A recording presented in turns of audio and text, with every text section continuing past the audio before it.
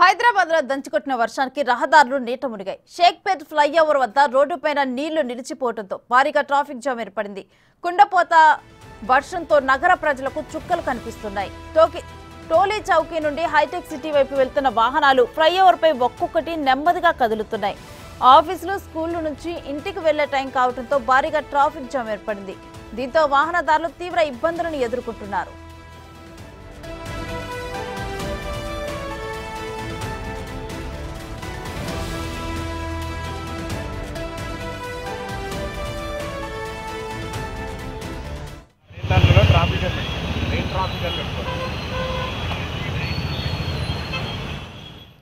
హైదరాబాద్ లో ట్రాఫిక్ సమస్య గురించి మరిన్ని డీటెయిల్స్ మా ప్రతినిధి సైదులు అందిస్తారు.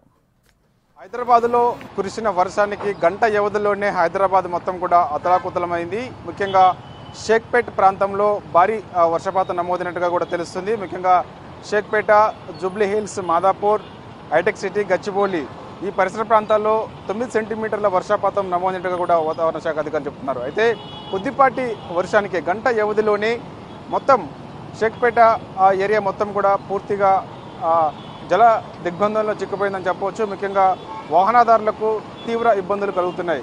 రక్షాబంధన్ కావడంతో వాహనదారులు కొంత ఉపశమనం అని భావించవచ్చు. ఎందుకంటే నిత్యం ఈ ఏరియా రద్దీగా ఉంటుంది. ఎందుకంటే షేక్పేట్ నుంచి గచ్చిబౌలి, హైటెక్ సిటీ, నానక్రామగూడ ఐటీ సెక్టర్ ఏరియాలోకి నిత్యం వెళ్తూ ఉంటారు కాబట్టి ఐటీ ఎంప్లాయీస్ అందరూ కూడా.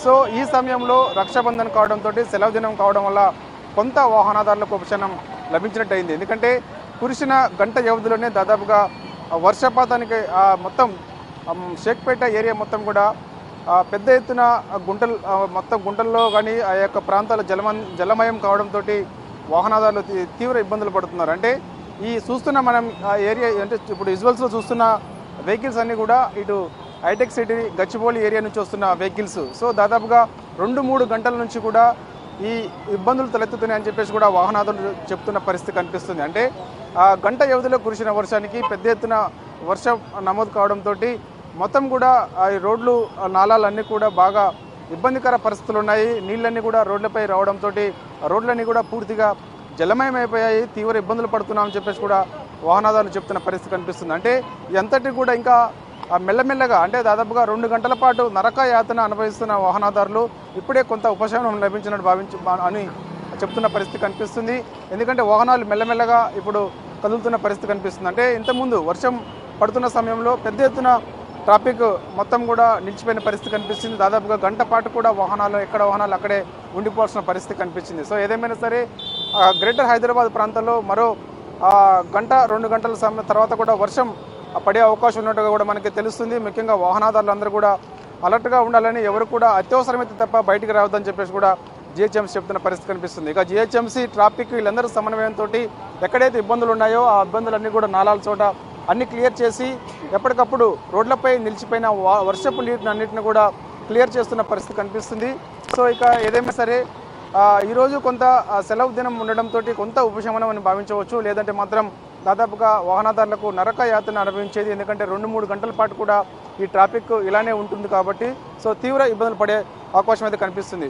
సో మరో 2-3 గంటల వ్యవధుల తర్వాత మనకి వర్షం కూడా ఉండే అవకాశం ఉందని చెప్పేసి కూడా వాతావరణ శాఖ చెప్తుంది. కాబట్టి అత్యవసరమైతే తప్ప ఎవరు కూడా గ్రేటర్ హైదరాబాద్ ప్రజలు బయటికి రావద్దని చెప్పేసి కూడా చెప్తున్న పరిస్థితి కనిపిస్తుంది. సో ఇప్పటికే జిహెచ్ఎంసీ కూడా చాలా అలర్ట్గా ఉంది. హెల్ప్ లైన్ నెంబర్ కూడా ఇవ్వడం జరిగింది. ఎక్కడైతే వర్షపు నిలిచి ఉంటుందో అక్కడ వెంటనే ఖచ్చితంగా కంప్లైంట్ చేయాలని చెప్పేసి ఖచ్చితంగా అక్కడ వర్షపు నీటిని కూడా తొలగిస్తామని చెప్తున్న పరిస్థితి కనిపిస్తుంది. ముఖ్యంగా ఇటు ప్రజలందరూ కూడా ఎక్కడ కూడా రోడ్లపైకి రావద్దు, అదేవిధంగా విద్యుత్తుకి సంబంధించిన స్తంభాల దగ్గరికి ఎవరు కూడా వెళ్ళొద్దని చెప్పేసి కూడా సూచనలు చేస్తున్న పరిస్థితి కనిపిస్తుంది. వీడియో జర్నలిస్టు చైతన్యతో సైదుల్, బిగ్ టీవీ, షేక్పేట నుండి.